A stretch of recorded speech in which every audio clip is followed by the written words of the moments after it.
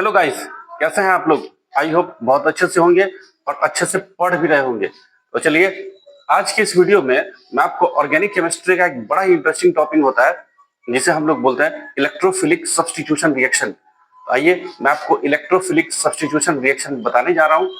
इसमें आपको almost 4 reactions पढ़ने होते हैं और सबसे मजे की बात तो ये है कि इन चारों रिएक्शंस को आपको पूरे ऑर्गेनिक में पढ़ना है। मतलब हेलो एरिन्स में भी पढ़ना है, फिनॉल्स के केस में भी पढ़ना है, एल्डिहाइड कार्बोक्सिलिक एसिड सबों के केस में आपको ये चारों रिएक्शंस पढ़ने होंगे। तो आइए मैं आपको बता देता हूँ पूरे मैकेनिज्म के साथ। और आई होप अगर आप यहां समझ लेते हैं तो कम से कम इलेक्ट्रोफिलिक सब्स्टिट्यूशन रिएक्शन आपको फिर आगे किसी से समझने की जरूरत नहीं होगी। तो मेरे साथ कॉपी और अपना पेन उठाइए और मेरे साथ हेडिंग बनाइए, electrophilic substitution reactions. Electrophilic substitution reaction, electrophilic substitution reaction. ठीक है बच्चों, तो सबसे पहले हम लोग देखते हैं कि आपका इलेक्ट्रोफिलिक सब्स्टिट्यूशन रिएक्शन होता क्या है। तो देखिए बच्चों, मैंने कई दफे अपने बच्चों को समझाया है कि जब भी किसी का नाम दिया जाता है तो उस नाम के पीछे कुछ ना कुछ मीनिंग होता है। तो आप इसका मीनिंग पकड़िए, इलेक्ट्रोफिलिक सब्स्टिट्यूशन रिएक्शन। सब्स्टिट्यूशन का मतलब सब्स्टिट्यूट करना, मतलब खुद को वहां पे स्थापित करना, जोड़ना। और इलेक्ट्रोफाइल्स का क्या मतलब होता है ये मतलब समझिए। तो देखिए बच्चों, ये दो शब्दों से मिलकर बना होता है इलेक्ट्रो और फिलिक। इलेक्ट्रो का मतलब होता है जी इलेक्ट्रॉन, ठीक है, और इलेक्ट्रॉन पे आपका नेगेटिव का चार्ज होता है। और फिलिक का मतलब होता है इलेक्ट्रॉन के साथ अफेक्शन रखने वाला, मतलब इलेक्ट्रॉन को चाहने वाला। ठीक है बच्चों, इलेक्ट्रॉन को लव करने वाला। तो आप खुद सोचिए, इलेक्ट्रॉन तो निगेटिवली चार्ज होता है और निगेटिव चार्ज को कौन सा स्पीशीज लव करेगा? निगेटिव चार्ज को कौन प्यार करेगा? किसकी लगाव निगेटिव चार्ज के साथ होगी? तो बड़ा ही आसान जवाब है कि कोई पॉजिटिवली चार्ज ही होगा, वही तो निगेटिव चार्ज के साथ अफेक्शन दिखाएगा, उसके साथ लगाव दिखाएगा। मतलब इलेक्ट्रोफाइल्स वैसे स्पीशीज होते हैं जो खुद पॉजिटिवली चार्ज होते हैं और उनका निगेटिवली चार्ज इलेक्ट्रॉन से लगाव होता है। ठीक है बच्चों, तो यहां पे मैं लिख रहा हूं इलेक्ट्रोफाइल्स आर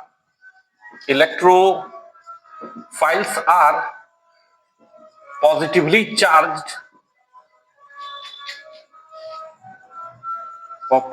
चार्ज्ड स्पीशीज। ठीक है बच्चों, तो इलेक्ट्रोफाइल्स पॉजिटिव होगा तभी तो वो निगेटिवली चार्ज इलेक्ट्रॉन के साथ अफेक्शन दिखा पाएगा, है ना। तो ये हो गया आपको इलेक्ट्रोफाइल्स का मतलब। अब ये रिएक्शन आपका बेंजीन रिंग में होता है। ठीक है बच्चों, तो बेंजीन रिंग में आपको ये देखना पड़ेगा कि इलेक्ट्रॉन की डेंसिटी कौन से पोजीशन पे होती है। ठीक है, तो इसके लिए हम लोग सबसे पहले करते हैं क्या कि सबसे पहले एक क्लोरोबेंजीन का रेजोनेंस स्ट्रक्चर बनाते हैं और रेजोनेंस स्ट्रक्चर बनाने के बाद पता करते हैं कि बेंजीन रिंग में किस पोजीशन पे इलेक्ट्रॉन की डेंसिटी ज्यादा होती है। इलेक्ट्रॉन की डेंसिटी ज्यादा होगी मतलब ऑर्थो, मेटा या पैरा कहां पे होगी। तो आइए मैं आपको बना के भी बताता हूं ताकि आपको अच्छे से समझ में आ जाए। तो देखिए, सबसे पहले ऑर्थो, मेटा और पैरा आप समझ लीजिए। देखिए, ये हो गया आपका बेंजीन का रिंग और बेंजीन के रिंग में अगर मान लीजिए कोई दो सब्स्टिट्यूएंट, यहाँ पे मान लीजिए X और यहाँ पे मैं लेता हूं फिर एक और X ही ले लेता हूं, तो ये पोजीशन आपका 1-2 पोजीशन हुआ। तो बच्चों 1-2 पोजीशन को हम लोग बोलते हैं ऑर्थो। ठीक है, एक दूसरा केस बनता है जिसमें कोई दो सब्स्टिट्यूएंट आपका 1 और 3, यहाँ पे X और ये 2 के बदले यहाँ 3, 1 और 3 पोजीशन पे अगर आकर के जुड़ता है तो हम लोग इसे बोलते हैं बच्चों मेटा। ठीक है, और एक तीसरा केस बनता है जिसमें कोई दो सब्स्टिट्यूएंट 1-4 पोजीशन पे जाके जुड़े। ये बेंजीन हो गया आपका, ये X और यहाँ पे X, ये पोजीशन हो गया जी 1-4। तो अगर कोई दो सब्स्टिट्यूएंट 1 पहले और चौथे पोजीशन पे जाकर के जुड़ता है तो हम लोग इसे बोलते हैं बच्चों पैरा। ठीक है, तो 3 आपके पास में हो गया जी ऑर्थो, मेटा और पैरा। तो आपको ये पता करना है कि ऑर्थो, मेटा और पैरा पे कहां पे इलेक्ट्रॉन की डेंसिटी ज्यादा है, मतलब निगेटिव का चार्ज कहां पे है। तो जहां निगेटिव का चार्ज होगा वही ना आपको पॉजिटिवली चार्ज इलेक्ट्रोफाइल अटैक करेगा, वहीं पे जाकर के जुड़ेगा। तो इसके लिए हम लोगों को रिजोनेंस स्ट्रक्चर बनाना पड़ेगा और ये पता करना पड़ेगा कि ऑर्थो, मेटा या पैरा में से किस पोजीशन पे इलेक्ट्रॉन की डेंसिटी ज्यादा है, तब इलेक्ट्रोफाइल्स आपका वहीं पे जाकर के अटैक कर पाएगा। ठीक है बच्चों, तो आइए सबसे पहले मैं आपको रिजोनेंस स्ट्रक्चर बना के बताता हूं। तो चलिए यहां पे आप लिख सकते हैं रिजोनेंस स्ट्रक्चर। सबसे पहले रिजोनेंस स्ट्रक्चर के लिए मैं लेता हूं क्लोरोबेंजीन। देखिए सब लोग, ये हो गया आपका बेंजीन और इस बेंजीन में मैं जोड़ रहा हूं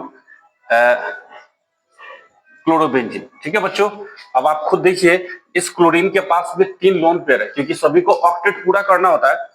तो इस ऑक्टेट के लिए 2 इलेक्ट्रॉन इसने इस कार्बन के साथ बॉन्ड बनाने में खर्च किए हैं। तो अभी इसके पास में 6 इलेक्ट्रॉन यानी कि 3 लोन पेयर इसके पास होगा। ठीक है बच्चों, और यहाँ पे देखिए ये कार्बन और ये कार्बन आपके पास में डबल बॉन्ड है। ठीक है, तो डबल बॉन्ड का मतलब होता है पाई इलेक्ट्रॉन, और पाई इलेक्ट्रॉन के बगल में है आपका लोन पेयर। जब कहीं कहीं पर भी ऐसा केस बनता है तो समझिएगा यहाँ पे कॉन्जुगेशन का केस हुआ, कॉन्जुगेशन का केस होता है। और कॉन्जुगेशन के केस में ये जो आपके पास लोन पेयर का इलेक्ट्रॉन है ये रिंग में आना शुरू हो जाता है। तो चलिए हम लोग वही चीज कर रहे हैं। तो ये आपका लोन पेयर का इलेक्ट्रॉन सबसे पहले तो इस कार्बन के पास आएगा। ठीक है बच्चों, ध्यान से देखिएगा। तो इस कार्बन के पास जैसे ही ये लोन पेयर आएगा तो यहाँ पे आपका डबल बॉन्ड बन जाएगा। तो जैसे ही डबल बॉन्ड बना, आप देखिए इस कार्बन ने अब 5 बॉन्ड बना लिया। ठीक है, तो 5 बॉन्ड तो बच्चों स्टेबल नहीं होता है। तब क्या होगा, तब होगा ये कि ये बॉन्ड टूट करके आपका इस कार्बन पे आएगा। यहाँ कार्बन है सो, अब 5 बॉन्ड कैसे बनाए आप देख लीजिए। यहाँ पे हो गया डबल बॉन्ड, 2 बॉन्ड हुआ, फिर ये भी डबल बॉन्ड 4, और एक इसके साथ भी तो बॉन्ड है, 5 बॉन्ड हुआ। तो 5 बॉन्ड तो बच्चों स्टेबल होता नहीं है। तब क्या होगा कि ये बॉन्ड टूट करके आपका इस कार्बन पे आएगा। तो इसका अगला रिजोनेंस स्ट्रक्चर जो बनेगा, देखिए रिजोनेंस स्ट्रक्चर को डबल हेडेड एरो से दिखाते हैं। तो इसका अगला रिजोनेंस स्ट्रक्चर बनेगा, यहां देखिएगा ध्यान से। तो ये हो गया आपका बेंजीन, और इस बेंजीन में आप देखिए यहाँ पे हो गया जी डबल बॉन्ड। ठीक है, और डबल बॉन्ड के बाद अब Cl के पास बचा 2 लोन पेयर, और क्योंकि इसने इलेक्ट्रॉन दिया है तो देने वाले पे प्लस का चार्ज होता है। ठीक है, और ये बॉन्ड टूट करके आया तो यहाँ पे इलेक्ट्रॉन डेंसिटी ज्यादा हो गई, और पहले का सारा बॉन्ड एज इट इज है, जो पहले था उसी की तरह से। ठीक है बच्चों, अब क्योंकि कॉन्जुगेशन का केस बन रहा है तो ये सभी इलेक्ट्रॉन्स पूरे रिंग में आपके घूमेंगे। यानी अब ये इलेक्ट्रॉन आएगा यहाँ, और ये इलेक्ट्रॉन पेयर टूट के आएगा इस पोजीशन पे, यहाँ जो कार्बन है इस पे। तो इसका अगला रिजोनेंस स्ट्रक्चर बनेगा बच्चों, ध्यान से देखिए, बहुत इंपॉर्टेंट है, इसका आपको आगे भी बहुत काम पड़ेगा। तो यहाँ पे हो गया जी डबल बॉन्ड Cl, इसके पास में 2 लोन पेयर हो गया और प्लस का चार्ज जैसे था उसी तरह से मैं बना रहा हूं। अब ये बॉन्ड टूट के आएगा यहाँ पे, तो यहाँ पे आपका डबल बॉन्ड बनेगा, यहाँ बन गया जी डबल बॉन्ड, और ये टूट के आएगा यहाँ, तो इलेक्ट्रॉन डेंसिटी अब यहाँ पे ज्यादा होगी। ठीक है बच्चों, अब पहले का बॉन्ड यहीं पे। ठीक है, अब कॉन्जुगेशन के लिए ये पूरा आपका रिंग में घूमेगा और ये टूट के आएगा इस पोजीशन वाले कार्बन पे। तो इसका अगला रिजोनेंस स्ट्रक्चर बनेगा, देखिए इस प्रकार से। यहाँ पे हो गया डबल बॉन्ड Cl के साथ, इसके पास 2 लोन पेयर प्लस का चार्ज, एक बॉन्ड यहाँ पे है आपका, ये वाला मैं यहाँ पे डाल देता हूं जैसे पहले था, और ये वाला आपका जब यहाँ आएगा तो यहाँ पे आपका एक डबल बॉन्ड बन जाएगा। ठीक है, और ये बॉन्ड टूट के यहाँ आया तो फिर इलेक्ट्रॉन डेंसिटी यहाँ पे हो गई ज्यादा। ठीक है, अब इसका लास्ट रिजोनेंस स्ट्रक्चर बनता है वो देख लीजिए। रिजोनेंस स्ट्रक्चर में आप फाइनली बना सकते हैं, एक बेंजीन बना दीजिए और इसको भी दिखा दीजिए कि ये भाई अब टूट के आएगा यहाँ पे, क्योंकि ये पूरे रिंग में घूम रहा है। और अब फिर देखिए जैसे ही यहाँ पे आएगा तो यहाँ पे डबल बॉन्ड बना, अब फिर इस कार्बन ने 5 बॉन्ड बना लिया। देखिए ये डबल बॉन्ड हुआ 2 और 2 यहाँ पे 4 और एक इससे भी जुड़ा हुआ 5, तब Cl अपना इलेक्ट्रॉन वापस खींच लेगा। तो क्या हो गया, Cl ने वापस सिंगल बॉन्ड बना लिया। अब इसके पास वापस 3 लोन पेयर हो गए, एक बॉन्ड यहाँ पे हो गया इस ये वाला, फिर ये वाला बॉन्ड यहाँ पे आप डाल दीजिए और ये यहाँ पे आएगा तो बॉन्ड यहाँ पे बनेगा। ठीक है बच्चों, तो ये हो गया बेंजीन, क्लोरोबेंजीन का 5 रिजोनेंस स्ट्रक्चर। और इस रिजोनेंस स्ट्रक्चर में आप देख सकते हैं कि इलेक्ट्रॉन डेंसिटी कहां पे ज्यादा है। तो देखिए सबसे पहले इलेक्ट्रॉन डेंसिटी अपने को मिल रहा है इस पोजीशन को, इस स्ट्रक्चर को आप देखिए, इस स्ट्रक्चर में 1 2 पोजीशन, यानी यहाँ पे इलेक्ट्रॉन डेंसिटी आपका बहुत ज्यादा है। ठीक है बच्चों, तो ये हो गया 1 2 पोजीशन। 1 2 पोजीशन आपका क्या हो गया जी, ऑर्थो, यानी कि यहाँ पे आपका इलेक्ट्रॉन डेंसिटी ज्यादा है। फिर 1 4 पोजीशन, 1 4 पोजीशन क्या हुआ जी, पैरा। तो 1 4 पोजीशन पैरा हो गया आपका, ये भी आपका इलेक्ट्रॉन डेंसिटी वाला हुआ। और बेटा होता है 1 3, आप देख लीजिए 1 3 पोजीशन किसी में भी नहीं है।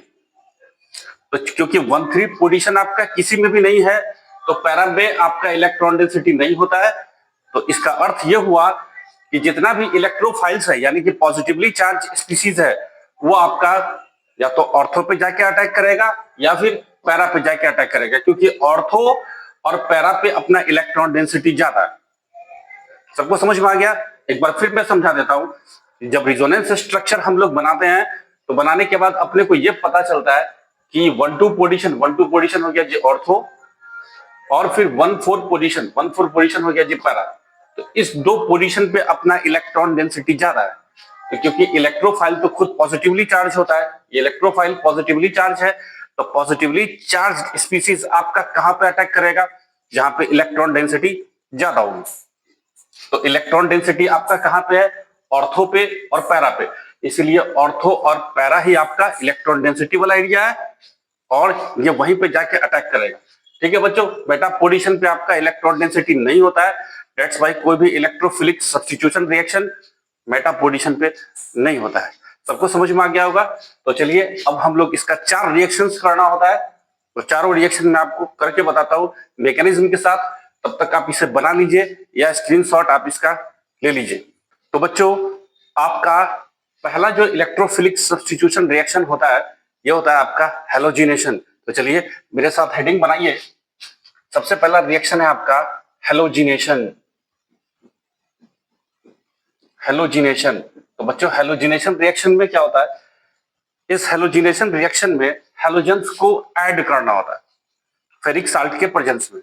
तो चलिए हम लोग लिख लेते हैं इसके लिए, it is carried out by hitting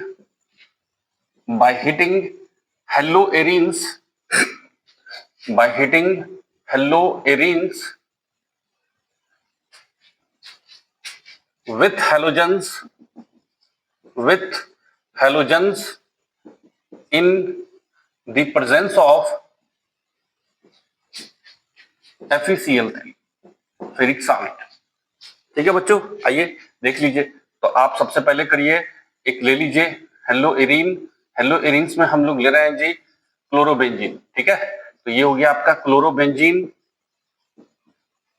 और क्लोरोबेंजीन को आपको क्या करना है, हेलोजिनेशन मतलब हेलोजन को आपको ऐड करना है, और इसके लिए आपको FeCl3 का इस्तेमाल करना है।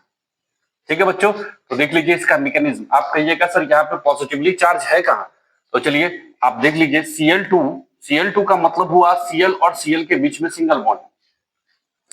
अब आपने केमिकल बॉन्डिंग में ये पढ़ा होगा, पार्शियल कोवैलेंट कैरेक्टर होता है सबों के बीच में। तो यहाँ पे होता है क्या कि इस Cl और इस Cl के बीच में किसी एक की इलेक्ट्रोनेगेटिविटी ज्यादा होती है, तो वो क्या करता है, अपने बॉन्डेड इलेक्ट्रॉन्स को अपनी तरफ खींचता है। तो खींचने वाले के ऊपर भी पार्शियल निगेटिव का चार्ज आएगा, और क्योंकि इस Cl ने इलेक्ट्रॉन दिया है, तो इस पे पार्शियल पॉजिटिव चार्ज आएगा। अब ये FeCl3 क्या करता है, ये इस बॉन्ड को ही तोड़ देता है। तो बॉन्डेड इलेक्ट्रॉन्स को लेकर के गया, और इस Cl पे आता है प्लस का चार्ज, और यही प्लस का चार्ज आपका क्या बनेगा, इलेक्ट्रोफाइल। तो इलेक्ट्रोफाइल बना तो ये जुड़ेगा कहां, ऑर्थो और पैरा पोजीशन पे। ये हम लोगों ने अभी तुरंत डिस्कस किया है। तो चलिए आप यहाँ पे एक हैलोजन तो पहले जुड़ा हुआ है, एक ऑर्थो दिखा दीजिए और एक दिखा दीजिए पैरा पोजीशन।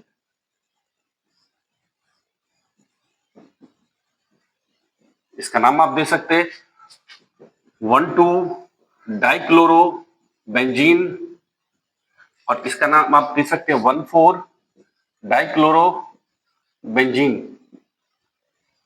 इसे आप और भी नाम दे सकते हैं, पैरा डाइक्लोरोबेंजीन या ऑर्थो डाइक्लोरोबेंजीन। अब एक चीज और आपको समझना है, ये आपका माइनर बनता है और ये प्रोडक्ट आपका मेजर प्रोडक्ट बनता है। रीजन क्या होता है इसके पीछे, ये समझिए। देखिए, क्योंकि आपका इलेक्ट्रोफिलिक सब्स्टिट्यूशन रिएक्शन हो रहा है, तो ऑर्थो पे जब आपका Cl जुड़ता है, तो जरा सा आप खुद देखिए, यहाँ पे एक Cl तो पहले से ही जुड़ा हुआ है और यहाँ पे जुड़ रहा है, तो यहाँ पे थोड़ा सा स्टेरिक हिंड्रेंस ज्यादा है। स्टेरिक हिंड्रेंस का मतलब होता है क्राउडिनेस, भीड़ थोड़ा ज्यादा है, तो यहाँ जोड़ने में थोड़ा सा इसको प्रॉब्लम हो रहा है। लेकिन अगर पैरा की बात की जाए तो यहाँ पे स्टेरिक हिंड्रेंस है नहीं, क्योंकि ये Cl इससे बहुत दूर है और दूसरा ये स्ट्रक्चर भी एकदम सिमेट्रिकल बनता है। तो सिमेट्रिकल स्ट्रक्चर बनने की वजह से आपका पैरा प्रोडक्ट ज्यादा बनता है और ऑर्थो प्रोडक्ट माइनर बनता है, कम बनता है। तो ये था आपका पहला रिएक्शन, बना लीजिए इसे। तो बच्चों दूसरा आपका इलेक्ट्रोफिलिक सब्स्टिट्यूशन रिएक्शन है, ये आपका होता है नाइट्रेशन। चलिए इसे भी लिख लीजिए। इट इज कैरिड आउट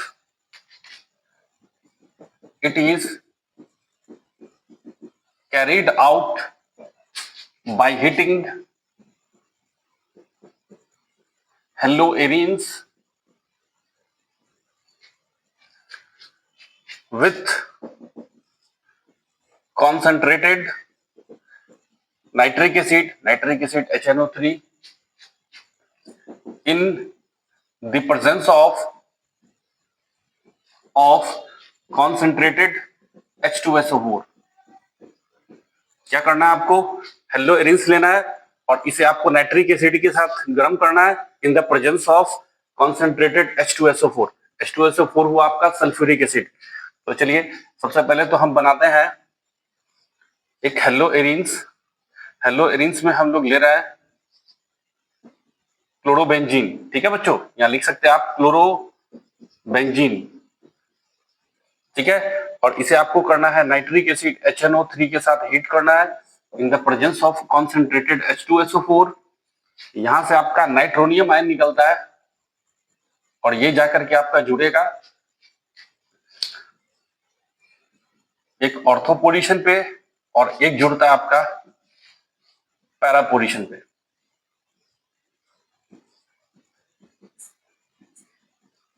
ठीक है, इसका नाम आप दे सकते हैं 1 chloro 2 nitro, 1 chloro 2 nitro benzene.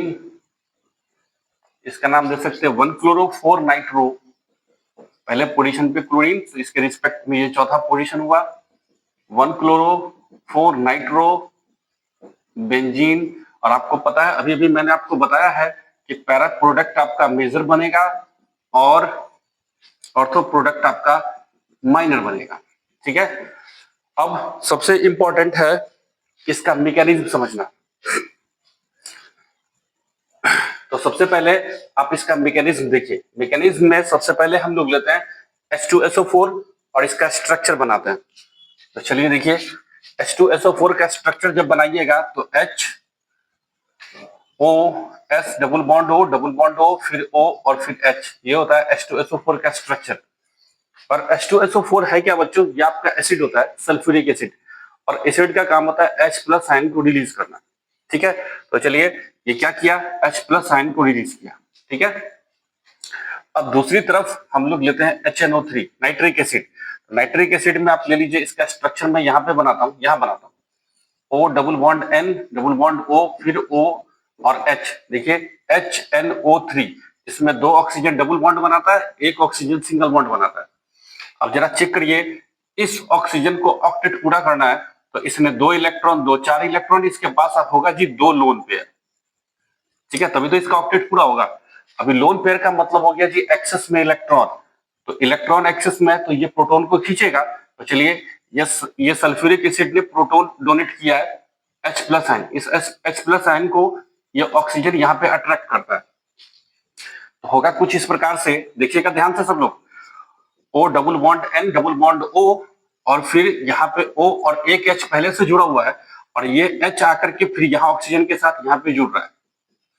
ठीक है, देख लीजिए सब लोग अच्छे से। अब क्योंकि ऑक्सीजन ने अपना इलेक्ट्रॉन दिया हाइड्रोजन को, इस हाइड्रोजन को, जिस हाइड्रोजन को H2SO4 ने रिलीज किया था। अब क्योंकि ऑक्सीजन ने इस हाइड्रोजन को अपना इलेक्ट्रॉन दिया है तो ऑक्सीजन पे आ गया जी प्लस का चार्ज। और क्योंकि पता है आपको कि ऑक्सीजन मोस्ट इलेक्ट्रोनेगेटिव एलिमेंट होता है, तो ऑक्सीजन पे प्लस का चार्ज कभी नहीं हो सकता है, और अगर हुआ तो ये अनस्टेबल कंपाउंड बनता है। ठीक है बच्चों, तो होगा क्या कि ऑक्सीजन फट से कहीं ना कहीं से इलेक्ट्रॉन को खींचेगा अपनी तरफ। तो क्या करेगा, ये नाइट्रोजन से इलेक्ट्रॉन को अपनी तरफ खींचेगा। ठीक है, तो जब इलेक्ट्रॉन को अपनी तरफ खींचा तो नाइट्रोजन पे आ गया जी प्लस का चार्ज। ठीक है, और ऑक्सीजन पे वापस आ जाएगा निगेटिव का चार्ज।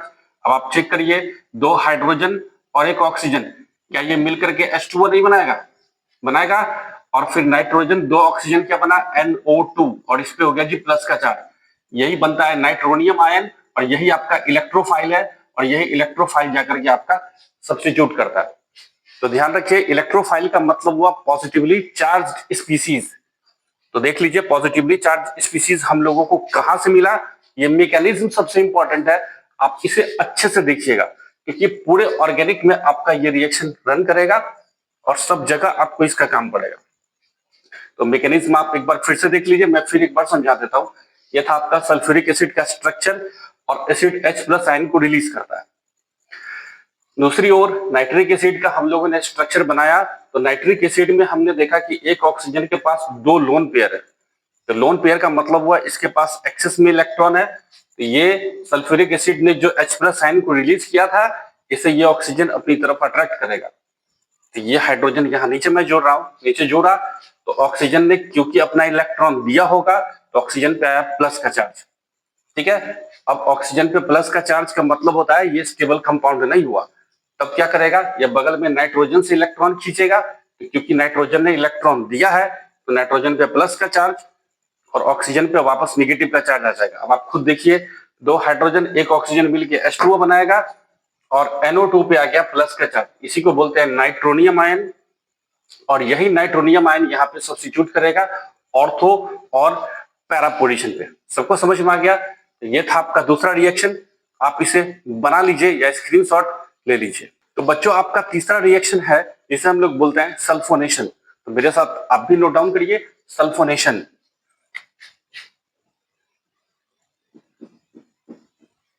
सल्फोनेशन, इसमें लिखिए डैश देखिए, it is carried out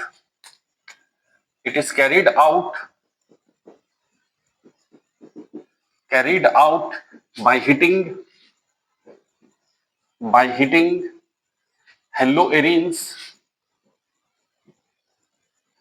with concentrated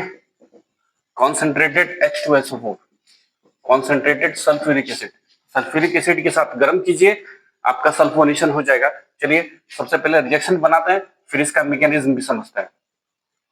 तो सबसे पहले आप ले लीजिए एक हेलोएरिन्स में हम लोग फिर से ले रहे हैं क्लोरोबेंजीन। तो आप लिख लीजिए इसका नाम क्लोरोबेंजीन, और इसे आपको H2SO4 के साथ मिलाना है और इसे आपको हीट कर देना है। ठीक है, तब आपका क्या सब्स्टिट्यूट करेगा, SO3H ग्रुप।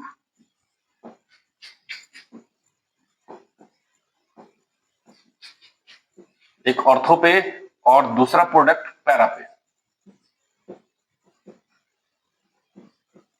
आपको पता है ये कम बनेगा माइनर, ये बनेगा मेजर, क्योंकि ऑर्थो प्रोडक्ट आपका कम बन रहा है। इसका नाम आप लिख सकते हैं, ये पहला पोजीशन लेगा, इसके रिस्पेक्ट में ये दूसरा, क्योंकि ये सीनियर ग्रुप होता है। इसका नाम दीजिएगा 2-क्लोरोबेंजीन सल्फोनिक एसिड, और इसका नाम दीजिएगा 4-क्लोरोबेंजीन सल्फोनिक एसिड। ठीक है, सबसे इंपॉर्टेंट होता है इसका मैकेनिज्म। आइए सबसे पहले मैं आपको इसका मैकेनिज्म बताता हूं। तो सबसे पहले मैकेनिज्म में आपको और कोई है नहीं, बस सिर्फ यहाँ पे सल्फ्यूरिक एसिड है। तो सल्फ्यूरिक एसिड के लिए सबसे पहले हम लोग बनाते हैं इसका स्ट्रक्चर। देखिए स्ट्रक्चर इसका बनाइए, HOS डबल बॉन्ड O, फिर O फिर H, हो गया H2SO4। इसमें दो ऑक्सीजन डबल बॉन्ड बनाता है और दो ऑक्सीजन सिंगल बॉन्ड बनाता है। आपने केमिकल बॉन्डिंग में पढ़ा होगा। तो क्योंकि ये सल्फ्यूरिक एसिड है, तो ये क्या करेगा, H+ आयन को रिलीज करेगा। ठीक है, अब ये H+ आयन को रिलीज कर रहा है। अब हम क्या करते हैं, एक अनदर मॉलिक्यूल हम ले रहे हैं, अनदर मॉलिक्यूल ऑफ H2SO4। अब आप कहिएगा कि सर अनदर मॉलिक्यूल कैसे आएगा, तो चलिए इसका जवाब है कि जब भी हम लोग केमिस्ट्री में किसी भी सब्सटेंस की बात करते हैं, तो हम लोग एक एटम, दो एटम, एक मॉलिक्यूल, दो मॉलिक्यूल की बात नहीं करते हैं, हम लोग एक मोल की बात करते हैं। और एक मोल में कितने एटम्स, कितने मॉलिक्यूल्स होते हैं, आपने पढ़ा होगा, मिलियन में 6.022 इंटू 10 पे पावर 23 एटम्स होते हैं, इतने ही मॉलिक्यूल्स होते हैं। तो एक दूसरा मॉलिक्यूल तो हो ही सकता है, क्योंकि हम लोग यहाँ पे 1 मोल डाले हैं ना, एक दूसरा मॉलिक्यूल H2SO4 का होगा। आप देखिए इसका भी स्ट्रक्चर हम लोग बना रहे हैं, तो इसका स्ट्रक्चर भी इसी प्रकार से बनेगा, HOS डबल बॉन्ड O फिर O और फिर H। देखिए यहाँ पे इस ऑक्सीजन के पास में आपका दो लोन पेयर है, ठीक है। लोन पेयर का मतलब एक्सेस में इलेक्ट्रॉन, ये क्या करेगा, H प्लस आयन को यहाँ पे अट्रैक्ट करेगा। ये पहले मॉलिक्यूल ने जो H प्लस आयन को दिया था, दूसरा मॉलिक्यूल उसको अट्रैक्ट करता है, तो अट्रैक्ट करेगा तो क्या बनेगा, मैं यहां बनाता हूं, HOS डबल बॉन्ड O फिर O और H, और ये H आकर के यहां जुड़ा तो मैं यहां इसे नीचे बना देता हूं, ठीक है। अब क्योंकि ऑक्सीजन ने अपना इलेक्ट्रॉन इसे दिया होगा, तो ऑक्सीजन पे आया G+ का चार्ज, ठीक है। अब ऑक्सीजन पे बच्चों प्लस का चार्ज स्टेबल होता ही नहीं है, तो क्या करेगा, ये बगल से इलेक्ट्रॉन्स को अपनी तरफ खींचेगा, तो अब ऑक्सीजन पे माइनस आया और इस S पे आ गया G+ का चार्ज, तो बचा क्या, S ऑक्सीजन 3 और 1 H, इस सबों पे प्लस का चार्ज, और ऑक्सीजन पे माइनस और 2 हाइड्रोजन मिलकर के H2O अलग बनाएगा, ठीक है बच्चों। तो ये SO3H पे जो प्लस का चार्ज आ रहा है, यही आपका इलेक्ट्रोफाइल्स बनता है, और यही आपका SO3H ग्रुप जाकर के जुड़ता है ऑर्थो और पैरा पोजीशन पे, ठीक है बच्चों। तो ये था आपका तीसरा रिएक्शन, जिसे हम लोग बोलते हैं सल्फोनेशन। आई होप आपको समझ में आ रहा होगा, बना लीजिए या स्क्रीनशॉट ले लीजिए। तो बच्चों आपका चौथा रिएक्शन इलेक्ट्रोफिलिक सब्स्टिट्यूशन का है, उसे हम लोग बोलते हैं फिडल क्राफ्ट एल्काइलेशन और एसाइलेशन। तो हेडिंग बना लीजिए सब लोग, एल्काइलेशन और एसाइलेशन। इसी रिएक्शन को हम लोग फ्रीडल क्राफ्ट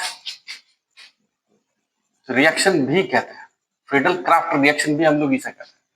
इस रिएक्शन में आपको करना क्या है, इस रिएक्शन में आपको हेलो एरिन्स को एल्काइल हैलाइड या एसाइल क्लोराइड के साथ हीट करना होता है in the presence of aluminium chloride as a catalyst. तो चलिए इसे आप लिखना चाहते तो लिख लीजिए, it is carried out by heating haloarenes with alkyl chloride or acyl chloride in the presence of AlCl3। ठीक है बच्चों, तो फटाक से रिएक्शन इसका बनाते हैं हम लोग। चलिए देखिए, हम लोग लेते हैं एक बेंजीन, बेंजीन में हम लोग जोड़ रहे हैं Cl, क्लोरोबेंजीन हो गया आपका, नाम आप लिख सकते हैं, और आप कीजिए CH3 एल्काइल क्लोराइड यानी मिथाइल क्लोराइड के साथ आप इसे हिट कीजिए इन द प्रेजेंस ऑफ AlCl3। कुछ नहीं करना, बड़ा आसान है। CH3Cl में Cl की इलेक्ट्रोनेगेटिविटी ज्यादा होती है, तो ये बॉन्डेड इलेक्ट्रॉन्स को अपनी तरफ खींच रहा है, AlCl3 इस बॉन्ड को ही तोड़ने में हेल्प करेगा। इस पे आ गया G- का चार्ज और इस पे प्लस का चार्ज, तो CH3 ग्रुप बना आपका इलेक्ट्रोफाइल और यही जाके सब्स्टिट्यूट करेगा। तो बच्चों AlCl3 इस बॉन्ड को ही तोड़ देगा और इसके बाद आपका CH3 पे प्लस का चार्ज आएगा और यही आपका इलेक्ट्रोफाइल बनेगा, और ये इलेक्ट्रोफाइल आपका कहां जुड़ेगा, ऑर्थो और पैरा पोजीशन, ठीक है। आप इसका नाम दे सकते हैं 1-क्लोरो टोल्यूइन, और इसका नाम आप दे सकते हैं 4-क्लोरो टोल्यूइन, ठीक है बच्चों। ये आपका ऑर्थो प्रोडक्ट है, ऑर्थो प्रोडक्ट आपका माइनर बनता है और ये प्रोडक्ट आपका मेजर बनेगा, ज्यादा बनेगा। एक दूसरा रिएक्शन एसाइलेशन होता है। इस एसाइलेशन में आप इथेनॉल क्लोराइड ले सकते हैं, तो ले लीजिए। सबसे पहले हम लोग लेते हैं क्लोरोबेंजीन और इसमें आप ले लीजिए CH3COCl, इसका नाम होता है इथेनॉल क्लोराइड, ठीक है बच्चों। और आप इसका रिएक्शन करवा दीजिए। यहां पर भी देखिए Cl पे माइनस का चार्ज आएगा, बाकी इन सबों पे प्लस का चार्ज आएगा, तो यही प्लस का चार्ज जो है यही आपका इलेक्ट्रोफाइल बनेगा। तो आप इसी को डाल दीजिए। तो चलिए हम लोग डालते हैं। एक तो यहाँ पे Cl और ऑर्थो पोजीशन पे COCH3 आपका जुड़ेगा, और एक दूसरा प्रोडक्ट है जो पैरा पोजीशन पे आपका जुड़ेगा। COCH3, इसका नाम दे सकते हैं 1 क्लोरो, ये पहला पोजीशन, 2 क्लोरो, यहाँ 2 दे दीजिए, 2 क्लोरो एसीटोफिनॉन, इसका नाम दे सकते हैं आप 4 क्लोरो एसीटोफिनॉल। ये आपका मेजर बनेगा और ये प्रोडक्ट आपका माइनर बनेगा। ठीक है बच्चों,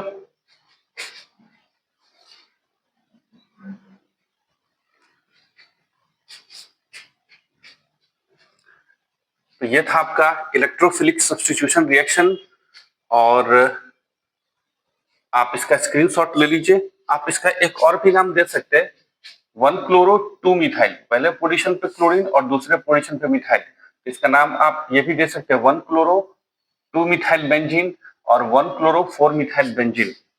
ठीक है बच्चों, तो ये था आपका इलेक्ट्रोफिलिक सब्स्टिट्यूशन रिएक्शन। हम लोगों ने इसका 4 रिएक्शंस किया, और ये रिएक्शंस आपके ऑर्गेनिक के सभी पार्ट में काम आएंगे, यानी कि फिनॉल्स में भी आपको पढ़ना है, फिर आप कार्बोक्सिलिक एसिड में भी पढ़ेंगे इस इलेक्ट्रोफिलिक सब्स्टिट्यूशन रिएक्शन को। बहुत ही अच्छे से हम लोगों ने समझाया, खास करके इसका मैकेनिज्म भी हम लोगों ने देखा है।